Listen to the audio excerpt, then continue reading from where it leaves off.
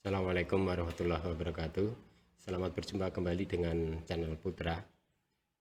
Selamat berjumpa di channel ini dengan pembahasan pembuatan SKP 2023. Apa kabar semua? Semoga dalam keadaan sehat selalu dan selalu dalam limpahan rahmat Allah Subhanahu wa taala. Amin ya rabbal alamin.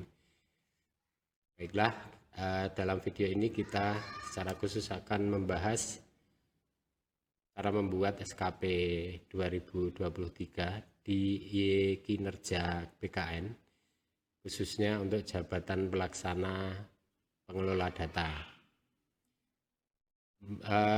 Mungkin akan berbeda nanti rincian pekerjaan harian kita dari masing-masing individu.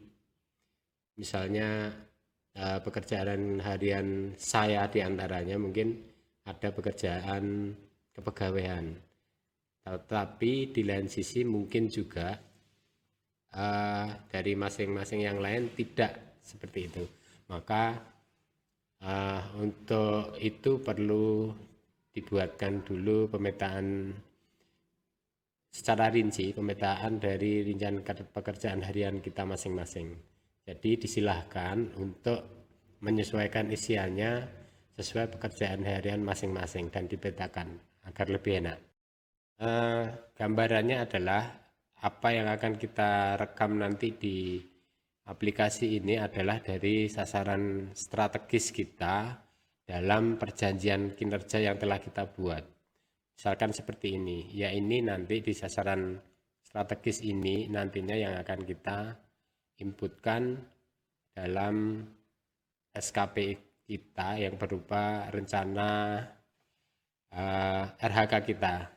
Jadi inilah yang menjadi rujukan awal kita membuat nanti. Nah, kemudian langkah-langkahnya seperti apa?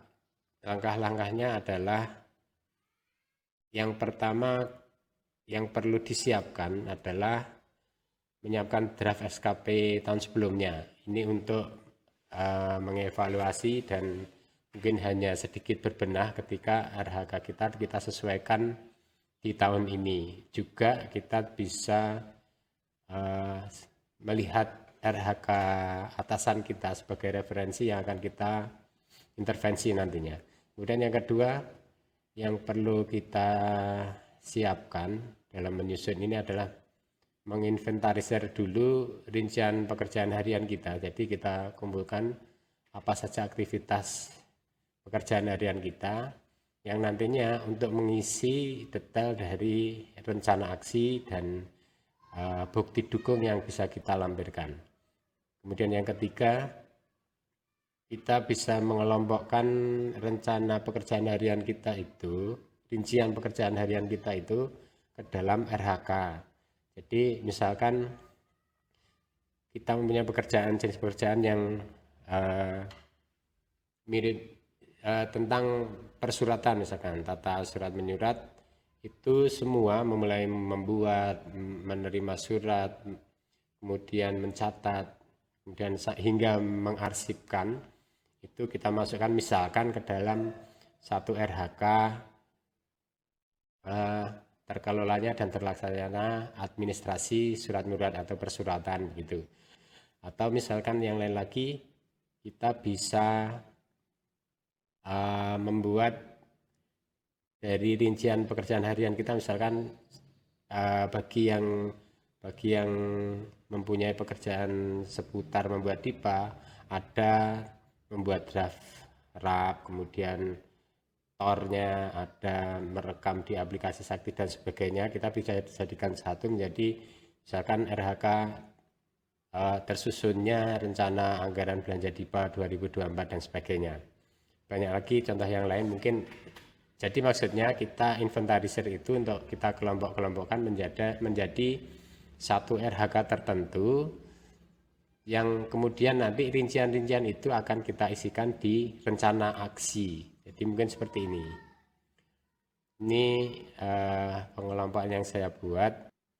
Kemudian langkah yang selanjutnya adalah menyinkronkan RHK kita. Ketika kita sudah membuat rincian pekerjaan harian kita, terus kita kelompokkan menjadi RHK kita sinkronkan dengan RHK atasan kita untuk kemudian kita intervensi. Mana yang mencakup di bidang tertentu di RHK atasan, itulah yang akan kita intervensi. Kemudian yang selanjutnya tinggal menginputkan saja. Baik, kita coba masuk login untuk pengelola data. Nah, kita ini artinya ketika tampilan seperti ini, kita belum punya rumahnya SKP untuk tahun ini misalkan. Kalau sudah ada, mestinya di sini sudah ada, sudah ditampilkan. Untuk langkah awal, kita harus mengecek dulu di profil kita seperti apa. Kita cek data pribadi dulu. Di data pribadi ini mana harus kita sesuaikan dulu, apakah sudah benar atau belum. Kalau ada pergantian dari JFU ke Japel, itu biasanya ini juga beberapa harus menyesuaikan, masih dalam jabatan JFU, maka kita harus sesuaikan dengan edit di sini. Termasuk kita bisa lihat di sini unit kerja kita sudah pas atau belum. Kemudian unit kerja induknya, unit kerja atasan dan sebagainya. Kemudian langkah selanjutnya kita cek data atasan kita. Jika atasan belum mengklaim ini, misalkan di sini belum diklaim, ini belum tampil. Jadi tidak bisa, kita membuat SKP saja masuk belum bisa. Nah, ini yang perlu kita cek dulu, karena kita tidak punya bawahan, kita tidak ada di sini. Oke, kemudian setelah di profil ini selesai, kita kemudian masuk di menu SKP. Nah, ini belum punya rumahnya, maka kita tulis, kita tambah di sini.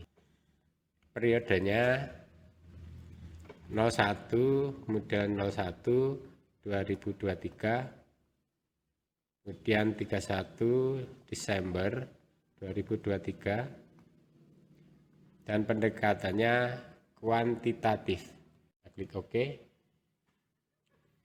Nah, ini adalah rumahnya. Di sini tadi belum ada, di menu SKP ini belum ada. Jika sudah ada seperti ini, kita tinggal bisa membuat SKP-nya, SKP ini. Kita cek dulu periodenya, kemudian pendekatannya, unit kerjanya, dan sebagainya. Dan statusnya masih draft di awal. Nanti akan berubah ketika kita sudah fix, kemudian kita ajukan untuk direview oleh atasan langsung kita.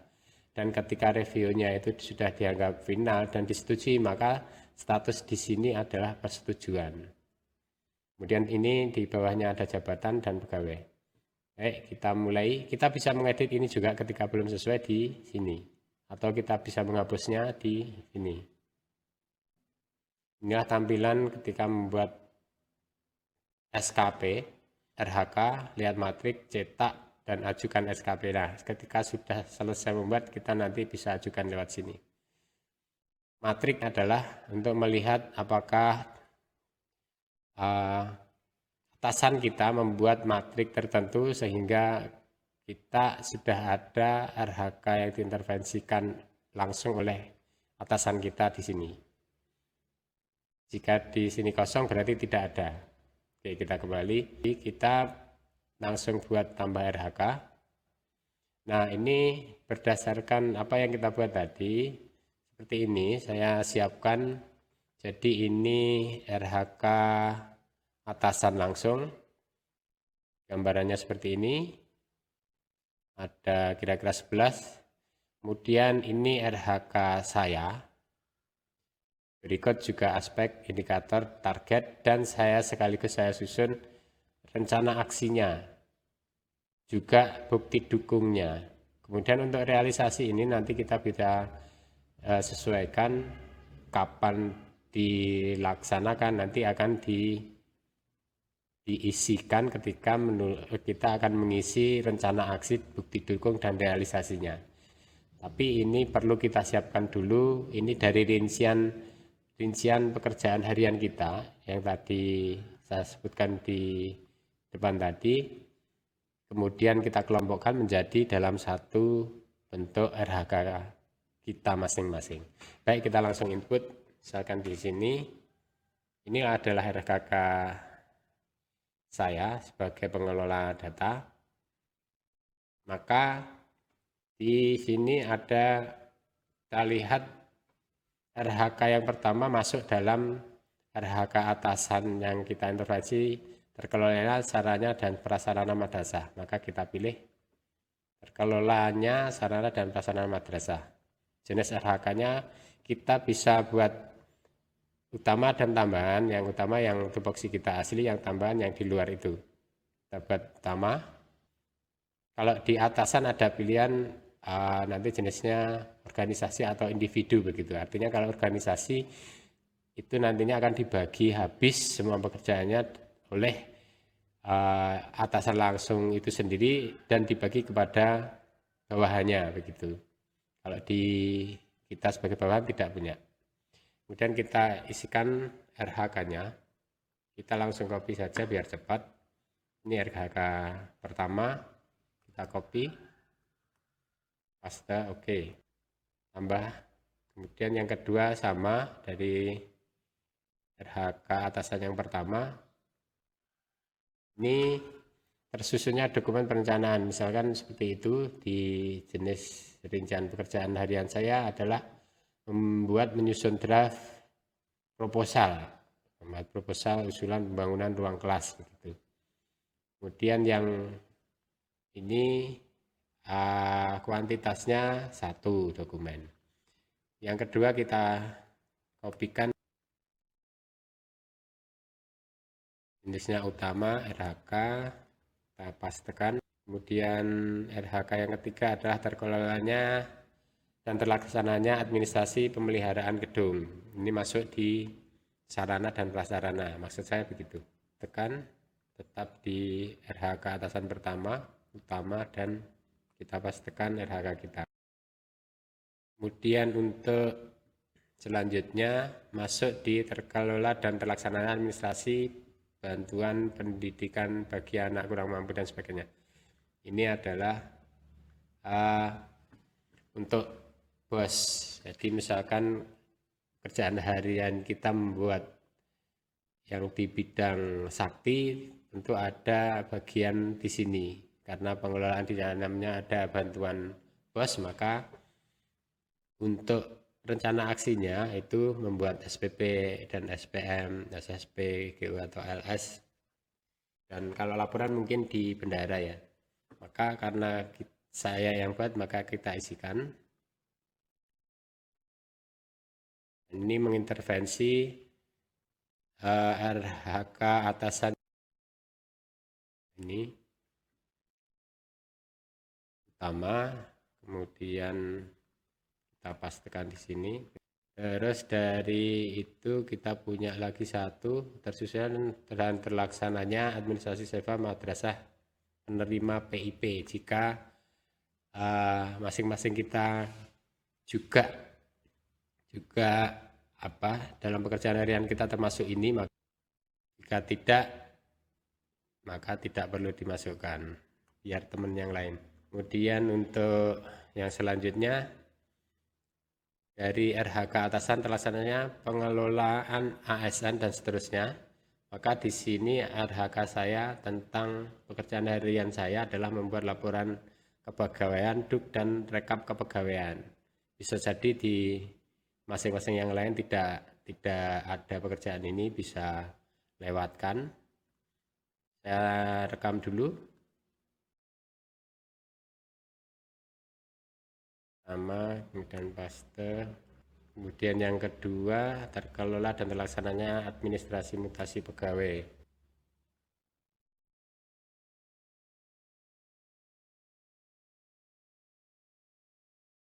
Kemudian yang keempat, karena saya juga membuat laporan, ini tersajinya laporan keuangan ini. IRHK atasan pengelolaan keuangan madrasah, terlaksananya dan pengelolaannya keuangan madrasah. Di sini sama ya.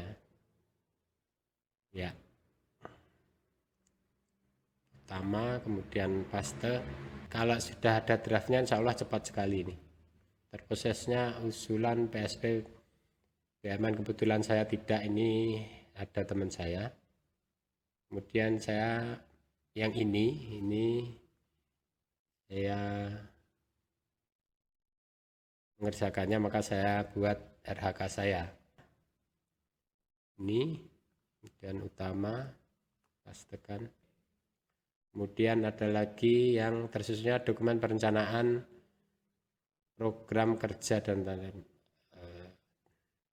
ini juga membuat perencanaan, susunnya dokumen perencanaan dan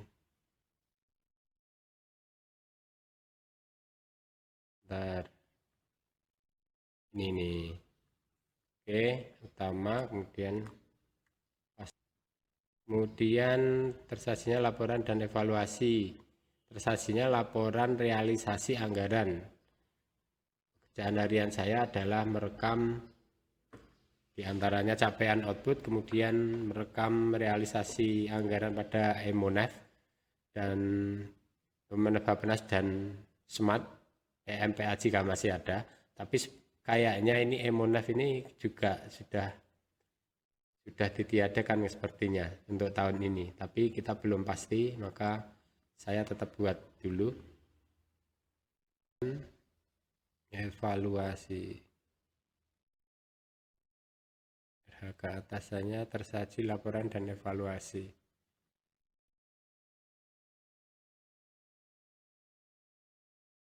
Laporan dan evaluasi anggaran.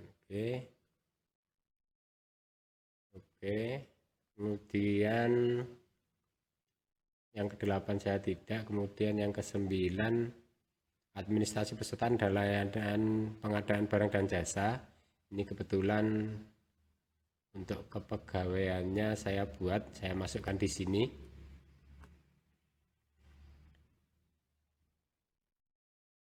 Tambahkan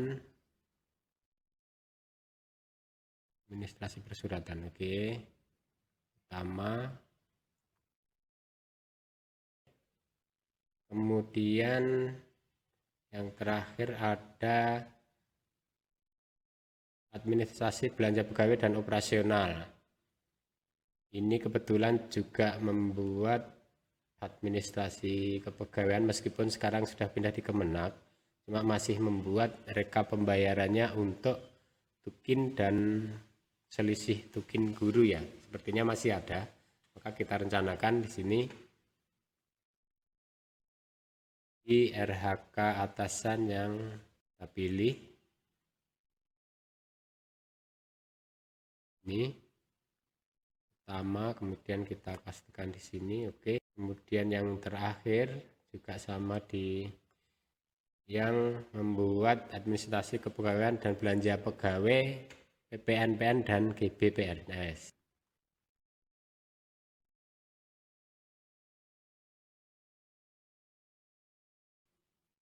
Ini tidak menjadi ukuran untuk redaksi yang tertulis di sini. Mengisi aspek indikator kinerja individunya. Ini selalu ada 3, kuantitas, kualitas, dan waktu. Kita sesuaikan dan ini. Misalkan yang pertama perencanaan sarana dan prasarana. Di sini adalah indikatornya adalah jumlah dokumen perencanaan sarana dan prasarananya. Oke, kita copy. Tambah indikator. Yang pertama tadi kuantitas, aspek kuantitas. Kita kopikan, targetnya adalah 1 dokumen. 1 dokumen, oke. Kemudian tambah indikatornya lagi yang kualitas. Kita kopikan dari sini. Kualitasnya adalah persentase dokumen perencanaan sarana dan prasarana madrasah yang sesuai ketentuan. Seperti itu. Kita buat 90% saja. Oke. Kemudian yang ketiga adalah aspek waktu.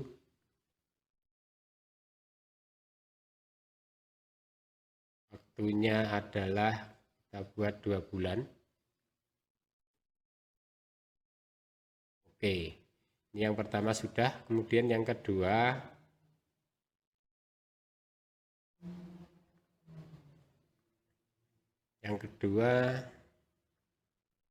adalah jumlah paket pengadaan peralatan dan mesin. Kebetulan tahun ini ada, maka saya isikan. Aspek kuantitas, 1 paket pengadaan, dan sudah dirubkan. Mungkin yang rub juga sebenarnya kita masuk di sini, nanti ditambahkan yang rub jika yang belum RUP. Kemudian aspek yang kedua, kualitas, kita ambil 90% saja. Bisa di atasnya juga enggak apa-apa, itu 100%, monggo. Aspek waktunya,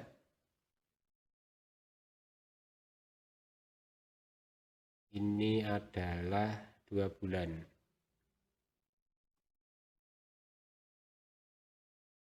Kemudian untuk yang ketiga,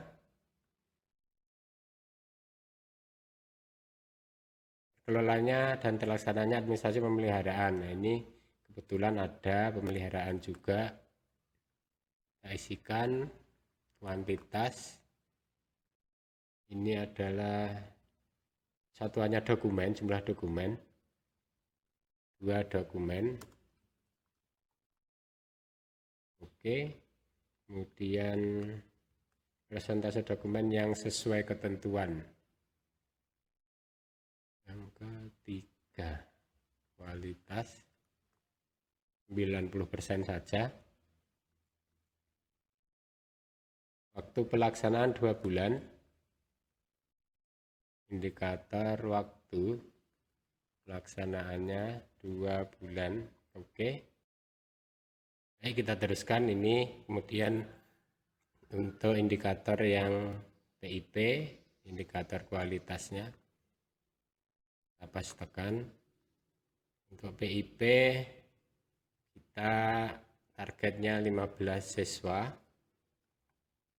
Kemudian kualitasnya 90%, dan tentang waktu pelaksanaannya adalah 12 bulan.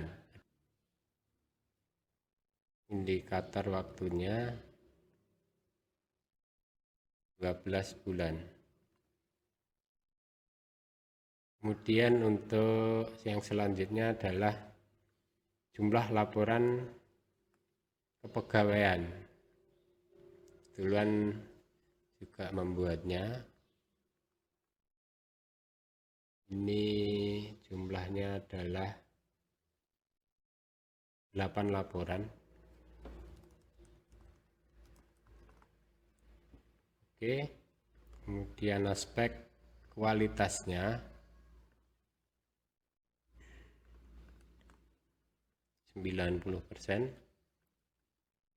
Kemudian rentang waktunya 1 bulan. Biasanya ini dibuat di awal bulan, awal tahun maksud saya.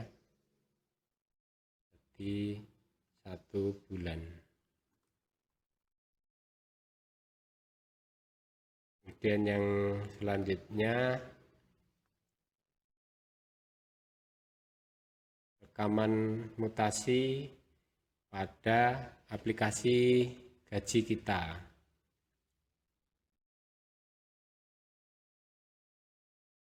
Satu data, misalkan ada mutasi 1 misalkan. Kemudian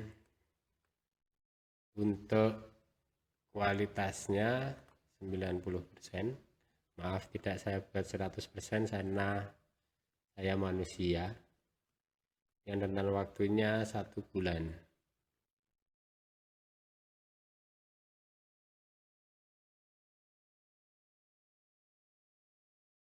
Kemudian untuk yang selanjutnya, laporan, membuat laporan keuangan.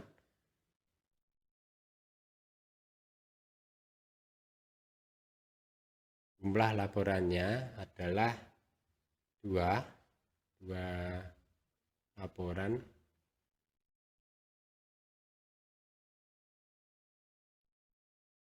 Persentase kesesuaian untuk kualitasnya 90% lagi. Kemudian waktu pembuatannya kita targetkan misalkan 2 bulan.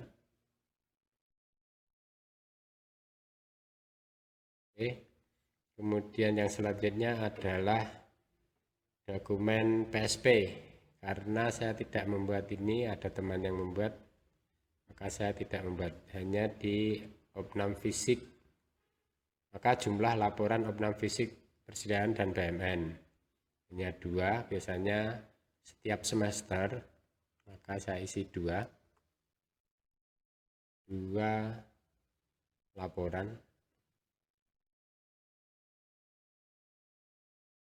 Kemudian persentasenya 90 lagi. Kemudian tentang waktu 2 bulan. Oke, maksudnya 2 bulan itu hanya, jadi untuk laporan tahunan di bulan Januari, kemudian yang semesterannya di bulan Juli misalkan seperti itu. Kemudian yang selanjutnya dokumen perencanaan anggaran DIPA.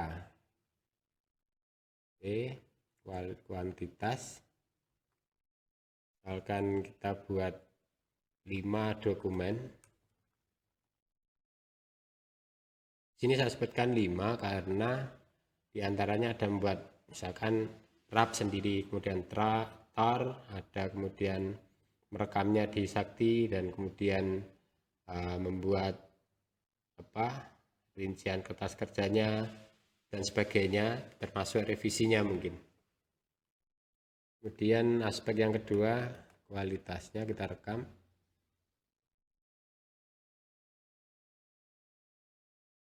%, kemudian rentang waktunya 4 bulan kira-kira.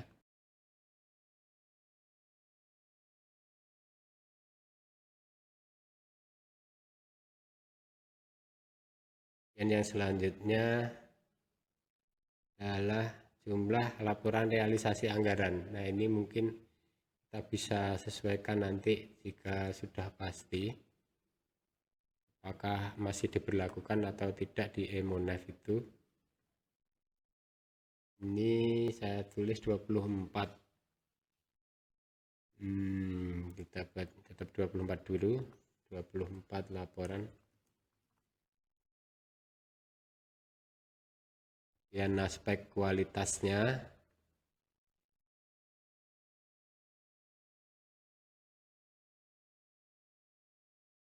dan waktu pelaksanaannya 12 bulan maksudnya, karena kita laporan setiap bulannya.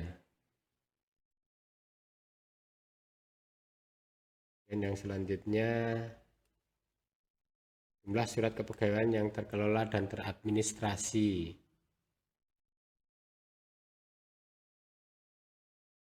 Jumlahnya 10 surat misalkan, yang khusus kepegawaian maksudnya. Kemudian kualitasnya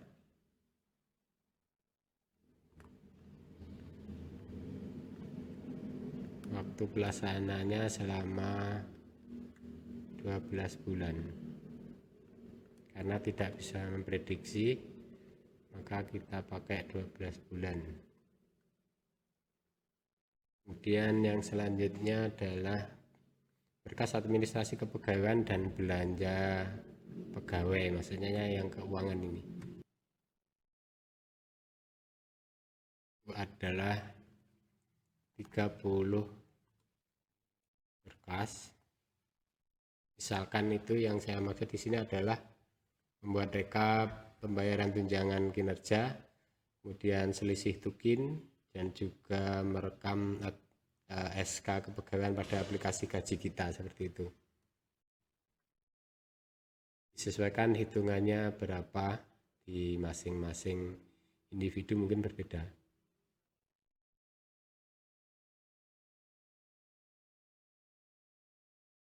Waktu pelaksanaannya 11 bulan. Karena di bulan Januari tidak ada, hanya di Desember yang mungkin bisa double. Atau juga bisa dibuat 12 bulan sebenarnya kalau berdasarkan outputnya begitu. Kemudian yang terakhir, administrasi untuk PPNPN dan GBPNS. Jumlahnya itu karena ada berkasnya biasanya setiap bulan 2, jadi saya buat 24 berkas.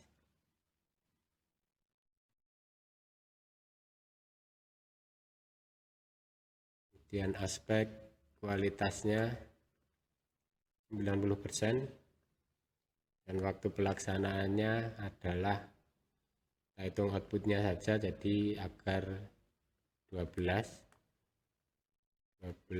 bulan. Jadi kita sudah mempunyai sekitar 14 RHK.